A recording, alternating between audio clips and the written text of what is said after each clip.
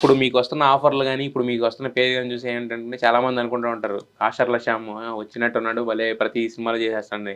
But దాని వెనకమాల ఉన్న స్ట్రగుల్ అనేది చాలా తక్కువ మందికి తెలుసు ఎగ్జాక్ట్‌లీ. యాక్చువల్‌గా. సో, మరి అంటే ఎప్పుడో మొదలుపెట్టిన మీ ప్రయాణం ఇప్పుడు దానికి ఫలితం అనేది ఈరోజు జు జు నేనెప్పుడు అనుకుంటాను ఇంట్లో మేము మాట్లాడుకునేటప్పుడు గూడా, నాకేది సులభంగా రాలేదు. అంటే హ్మ్. ఓవర్ నైట్ నేను లిఫ్ట్‌లో డైరెక్ట్‌గా పైకొచ్చి టాప్ ఫ్లోర్‌కు పోలేదు నేను. మెట్లెక్కుకుంటూనే వచ్చాం.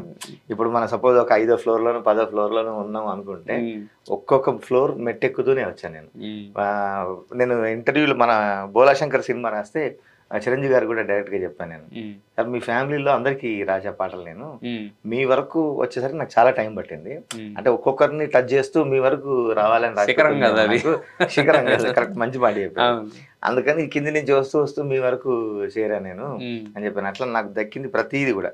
నేను 2003 నా ఎంట్రీ సినిమాలోకి 'చంటిగాడు.' హ్మ్. ఆ 2003 నుంచి ఒక 7 ఏళ్ళు పెద్దగా పట్టించుకోలేదు. నా కెరీర్ మీద అసలు కెరీర్. ఒక దృష్టే లేదు. అవును. చదువు, ఎంఫిల్ చేసుకోవడం ఇట్లాంటివి ఉన్నాయి. అప్పుడు రేడియో స్టేషన్‌లో గూడా వర్క్ చేశాను క్యాజువల్ అనౌన్సర్‌గా. అదే. ఆకాశవాణి హైదరాబాద్‌లో. హ్మ్. హ్మ్. అట్లా వస్తూ వస్తూ తర్వాత 'మహాత్మా' నుంచి ఇంకా రెగ్యులర్‌గా. ఇక రెగ్యులర్‌గా.